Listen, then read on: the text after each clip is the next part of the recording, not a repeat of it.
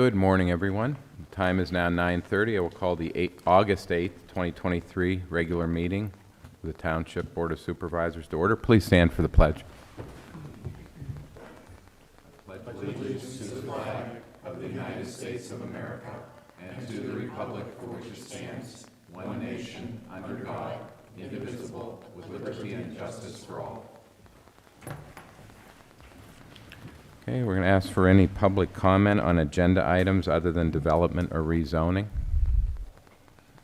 Okay, hearing none, we'll move on to approval of the minutes from our July 25th, 2023 regular meeting. Make a motion to approve. I'll second. Okay, I'll call for a vote on that. Mrs. Clear? Yes. Mr. Olet? Yes. I vote yes. Approval of the bills, number 5. Is there a motion to approve the batch of bills before us? So moved. Second. Mrs. Clear? Yes. Mr. Olet? Yes. And I vote yes. We have our second quarter financial presentation, which is on the big screen there. And Mark Zaszewski can Yes. take that. Sorry, this presentation's late by one meeting. My goal is always to do this by the end of July, but a variety of circumstances kept me from doing it in time. So, without further ado, our year-to-date comparisons to budget, we're at, the biggest chunk is obviously real estate taxes, and that is at 12 million, just under 484. The budget would be 12,501,000. So we're very, very close to being on budget in terms of, and the way I arrive at the budget number, I look at what we collected last year, apply that percentage to the budgeted amount so that we're closer to apples. So we're pretty close. Collections might be a little bit slower, but not much, less than $25,000. In terms of the other taxes, they're pretty much so all in line. Let's see. Income tax is running a little bit ahead. I know the other taxes are running a bit ahead as well, in part because we're still seeing strong real estate sales. So the transfer tax is a big chunk of that, and it's ahead of budget for year over year. In comparison to last year, we're slightly ahead in dollars for real estate taxes. And the one thing that you can see, the grants are way down this year versus last year. That's because we had the ARPA money in the for the second tranche. And so that was $2.9 some odd million. So there's a big drop there, but we knew that was anticipated. In terms of expenses, public safety is obviously the biggest expense, and it's tracking actually somewhat below, about $1 million below budget. A lot of that has to do with real estate or with healthcare costs, and the pension hasn't been paid yet. So there's some differences there that we'll catch up as we get further down the road. Also, too, public works are about $200,000 below budget. So that means we're containing costs fairly well. When you compare to last year, we're a little bit ahead in terms of public safety year over year, but we're down on the public works, and everything else is pretty much so in line. There's no real concern with the this year versus last year, though, because we're within budget. We get to selected expenses. You can see the salaries for admin are right on target. That's to be expected. They're almost all salaried. So that's fairly easy to plan. We're running at favorable to the budget on our healthcare costs. Other benefits are also favorable. That goes with the small difference in the salaries. and legal is still running favorable. That's 512 still. We've only got billing through May in the June statements. Planning development, salaries are to the good. That's because we had the half the year, roughly speaking, that we didn't have, we had a salary budgeted for the engineer, and we didn't have the engineer. So that's the biggest chunk of that.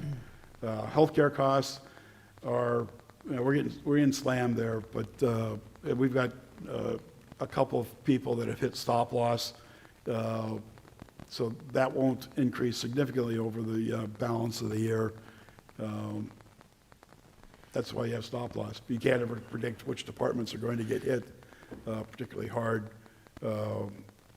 on health insurance costs. Public safety salaries are running slightly to the good, about $190,000. Health insurance is about $710,000 favorable. One thing the police have is a big pool of people, and I think the department's just a tad bit younger now than they had been in the past, so that sort of helps too. Other benefits are favorable, and that's mostly due to FICA taxes and also some savings on the workers' comp. Fire department contributions are running favorable, and that's because there's always a bit of a timing difference between the departments getting their financial statements in and reimbursing them with LST monies. Public Works, they're favorable, about $150,000 on salaries. Health insurance is running slightly to the good, but still positive. The other benefits are the workers' comp and those kinds of benefits, and they're running favorable because the salaries are favorable. The snow removal expense is not really a problem. That's not going to change now until fourth quarter at the earliest. I don't think we have any requirements to pull in any salt from our contract, so that should remain stable. Community relations and sustainability, their salaries are favorable, about $14,500. In part, that's because the way Millfair works, their balance of the salaries are incurred between March and September, October. So that'll be tapering off. And then the other operating costs are in line and favorable. Parks and Rec, once again, their summer help is only partially reflected in here. We've only had, I think, one pay cycle in June for Parks and Rec with all the summer help. So that'll balance itself out some more as the year goes on. They're running favorable on health insurance. So overall, even though we've got a bit of a hole in planning, the overall township is running somewhat favorable on their health insurance. And the other benefits, they go hand in hand with the salaries. Fire tax fund, we're doing, it shows roughly $67,000 below budget, and that's really a timing collections issue. And we're running somewhat favorable in terms of or somewhat unfavorable in terms of capital purchases, but that's a budget expense. Thought amount, it will grow, but we haven't really spent anything else for capital for the balance. We haven't, Chief just started us in the beginning of July, so we have had no salary expenses yet, and the plans are now in the works to hire the actual firefighters. So those numbers will change as the quarters go on, but for right now, we haven't, as of the end of June, we haven't incurred anything. Oops. Yeah. Got to get back to the right slide here.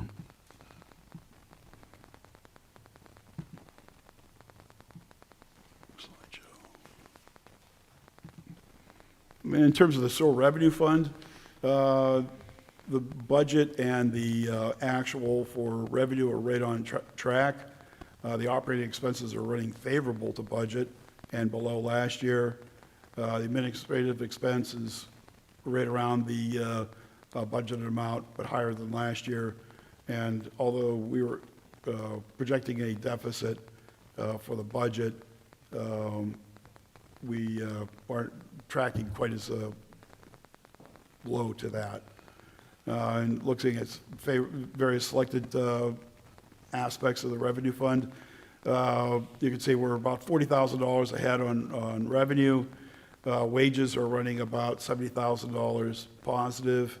Maintenance and repairs is way down from budget and even down from last year. Utilities are a little bit unfavorable. So that eats into the maintenance and repairs a little bit. The sewer improvements are running a little bit ahead of budget, and the machinery and equipment are running quite a bit behind. I think that's primarily due to the fact that there's a camera truck that hasn't yet been delivered, so therefore we haven't paid for it, and therefore we don't see it in here yet. It has been delivered. I would imagine the invoice will be forthcoming. Okay. Yeah. Well, it wasn't as of the end of June, let's put it that. Right. This is another random slide, fire tax. In terms of the capital plan,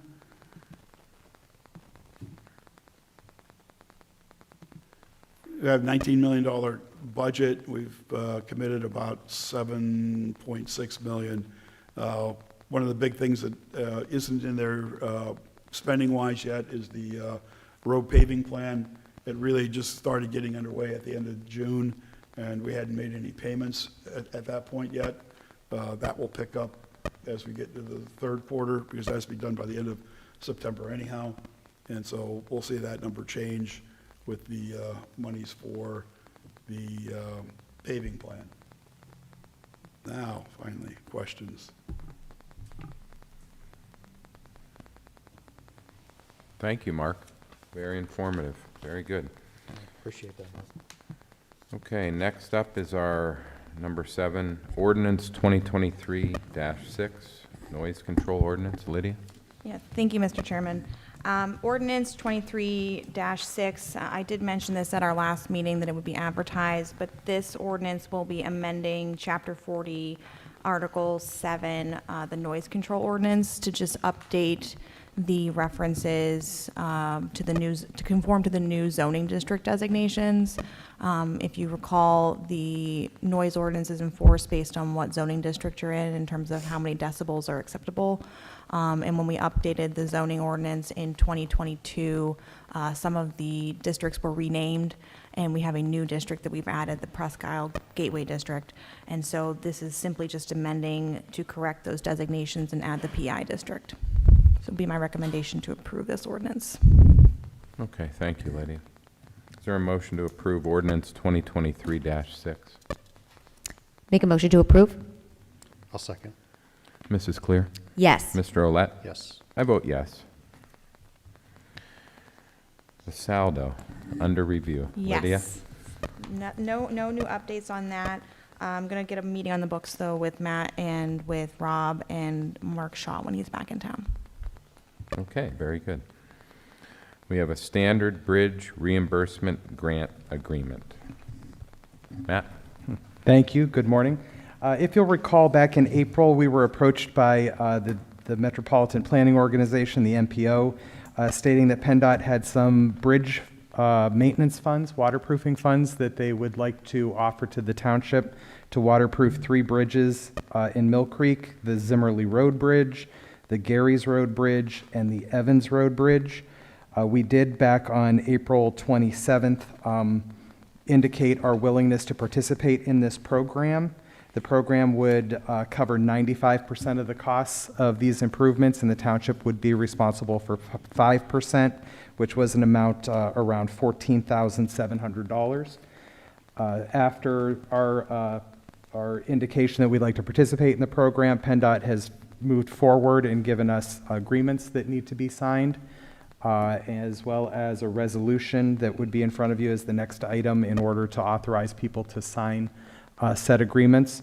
So the first thing right in front of you now is the current agreement. Like I said, it mentions the 95 contribution from the PennDOT and federal funds, and then the 5% contribution from the township. Township would be responsible for $14,745.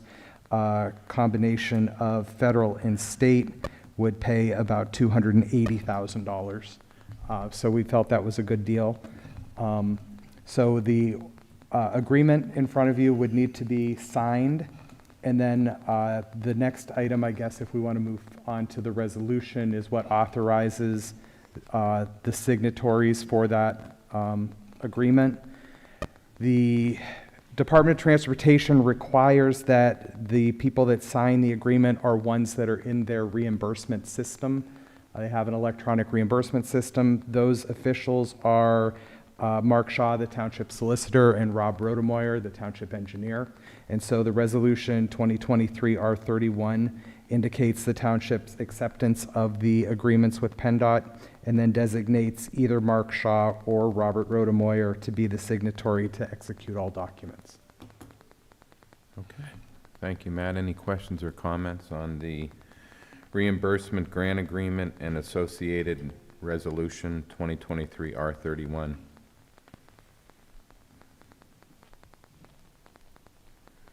Okay, hearing no Go ahead. questions or comments, is there a motion to approve the grant agreement? Our portion is 5%, $14,745, and then the associated resolution authorizing either Mark Shaw or Rob Rodemoyer to be the signatory for that resolution. I'll make a motion. Thank you, Kim. I'll second. Okay, call for a vote. Mrs. Clear? Yes. Mr. Olet? Yes. I vote yes. We have a shared services agreement with Millcreek Township General Authority. Lydia? Thank you, Mr. Chairman. Before you is a shared services agreement between the township and the authority. We recently discovered while reviewing some documents that the agreement was not formally approved by the township in November of 2022. It was approved by the authority in November 9th of 2022. And I think what happened is when the folder was making its way across the desk, all of the signature lines got signed and it just never formally made it to our agenda for approval. But given that the authority does not have any staff, a number of tasks need to be completed by the authority will need to be performed by township staff, which is what has been occurring since November. And this agreement authorizes the use of township staff to complete those tasks and outlines how that will be tracked and accounted. The services provided by township staff will be accounted as follows. For the costs that are apportionable, the authority shall pay 10% of the planning and director and township secretary fully loaded costs and 5% of the treasurer and IT services fully loaded costs. For specific allocable services, the authority will pay 100% of the fully loaded costs, and these will be invoiced quarterly to the authority. Township understands there are no specific revenue streams for the authority at this point, so the invoice amounts will continue to accrue until the authority has the funds to pay them. So it would be my recommendation to approve this agreement and to also retroactively approve from November 22 to now all of the costs that have been allocated to this point in time today.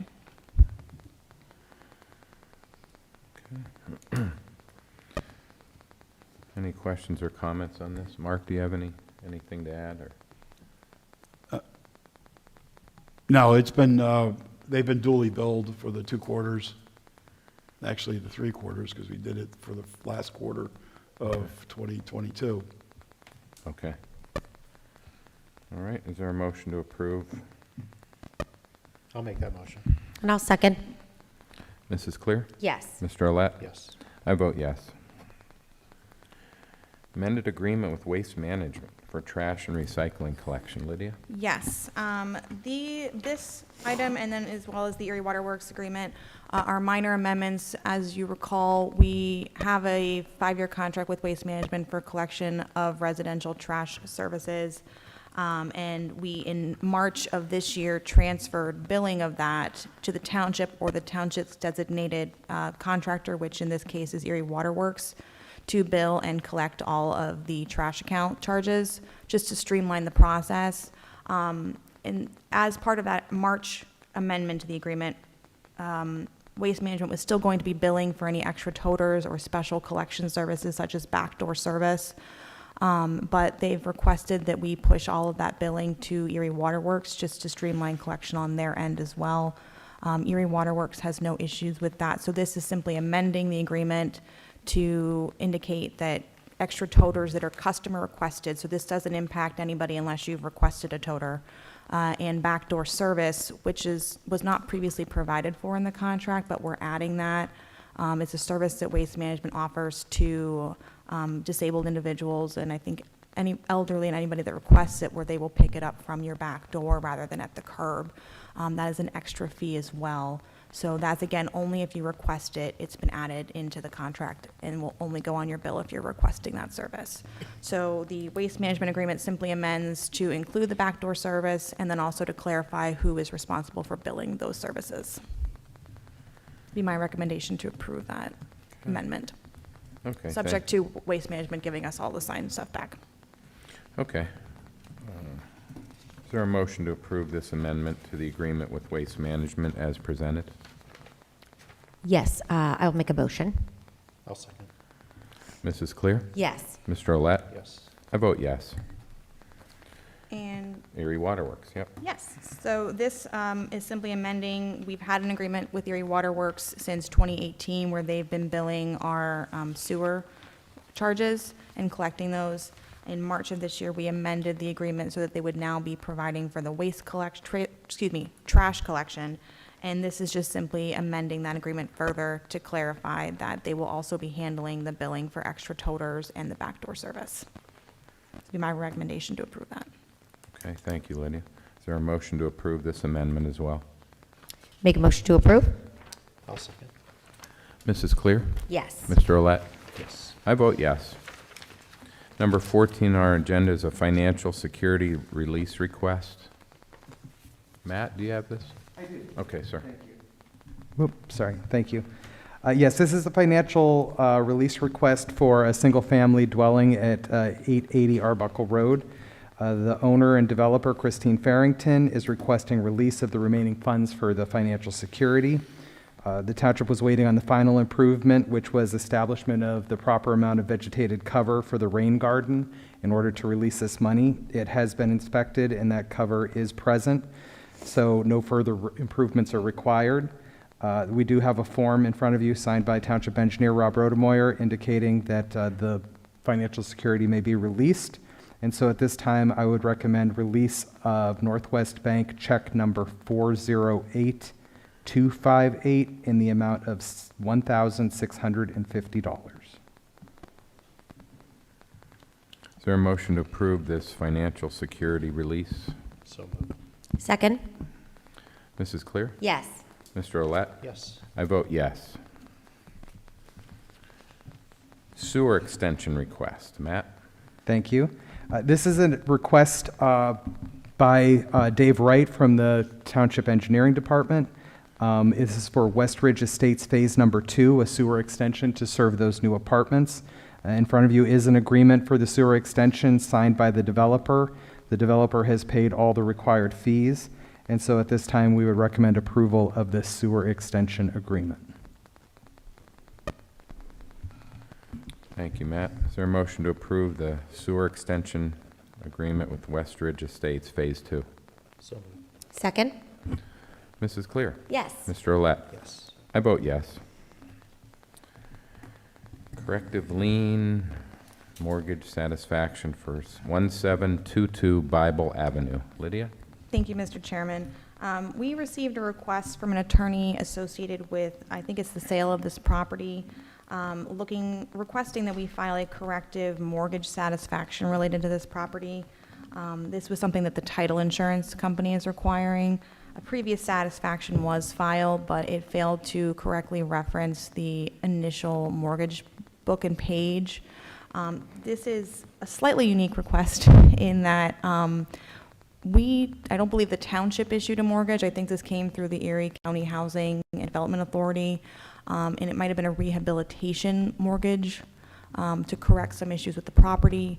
As I indicated, the satisfaction had been filed. This is just a matter of correcting the satisfaction to include the correct deed book and page reference, as well as to also reference a re-recorded mortgage that had an increased value. So this is just simply a formality. Everything appears to have been paid based on what we know about.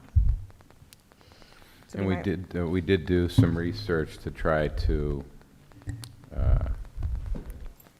uncover some information by going back into the minutes of Yes. previous meetings, and weren't able to ascertain any That is my further- understanding, yeah. And even from reviewing the documents, I'm assuming, because it's all part of a rehabilitation loan, that this might have been somebody had something damaged and they got a loan, but somehow we, the township, were the mortgage holder. I don't know how that happened, but we're the mortgage holder. But it appears to have been satisfied, and this is just correcting it so they can move forward with the sale. Okay. So we need to approve just the satisfaction of the Yes, just the. agreement. Yes, there's two satisfactions that would be filed. One that's sort of corrective of the original satisfaction, and then also, as I indicated, there were two mortgages filed for the same matter. One was just an amended dollar amount, but that one was not formally satisfied, so it makes sense to satisfy both of them, just to clear up that title issue. Okay. Okay, is there a motion to approve this mortgage satisfaction for Bible Avenue as presented? Make a motion to approve? I'll second. Mrs. Clear? Yes. Mr. Olet? Yes. I vote yes. Okay, communications, treasurer communications. Mark, anything further? Nothing further right now. Okay. Next, we have a hiring request from the Planning and Development Department, Code Enforcement Officer. Matt? Yes, thank you. Yes, this is a request to hire a code enforcement officer to fill a vacancy in the office. As you'll recall, Chief Code Enforcement Officer Krista Arnold left to go to the Erie County Land Bank. Her position was filled with Shalyn Anderson, who was a code enforcement officer, and so that left a vacancy. We did conduct interviews, had multiple interviews, and we're lucky to have multiple good candidates. We are recommending that we hire James Kiefer as a code enforcement officer at the salary of $46,918.92. His start date would be August 28th, 2023. James is currently an education and training manager with EmergiCare, where he's worked for 19 years. He's also an instructor for Butler County Community College, where he's worked for 26 years. He does have background in the fire service, and it'll be very beneficial to this role, especially with the fire inspection. So I would recommend that we hire James Kiefer effective 8/28/23. Thank you, Matt. Is there a motion to approve the hiring of James Kiefer at the rate of $46,918.92 annual salary? So moved. Second? Okay, thank you, Kim. Mrs. Clear? Yes. Mr. Olet? Yes. And I vote yes. We have a training request. Chief Mook? Correct. Two of our in-house TASER instructors need mandatory training in order to maintain their certifications. The PA State Police are offering a no-cost one-day TASER instructor course at the Northwest Training Center in Meadville. I recommend that Corporal Caldwell and Corporal Mikowski be permitted to attend the training, which is taking place on August 28th. Travel will be by department vehicle. Okay, thank you. Is there a motion to approve the TASER instructor training? Make a motion to approve? I'll second. Mrs. Clear? Yes. Mr. Olet? Yes. I vote yes. 2023 Acado Picnic. We have one requested attendee, Brian McGrath, former supervisor, $18 for the picnic on August 24th. Is there a motion to approve? So moved. Second? Mrs. Clear? Yes. Mr. Olet? Yes. I vote yes. Executive sessions were held on July 26 to discuss real estate related to right-of-way easements and parks and rec facilities, litigation related to right-to-knows, orphans court petition, and code enforcement matters.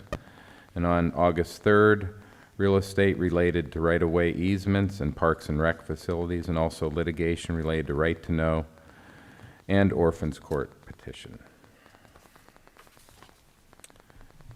Solicitor communications, anything further? Nothing further from me. Number 18, citizens to be heard. Any citizens wish to address the board today? No? Okay, thank you for your attendance. I'll call for an adjournment. Is there a motion to adjourn our meeting? So moved. Second. We have a second. We are adjourned at 10 o'clock. Thank you.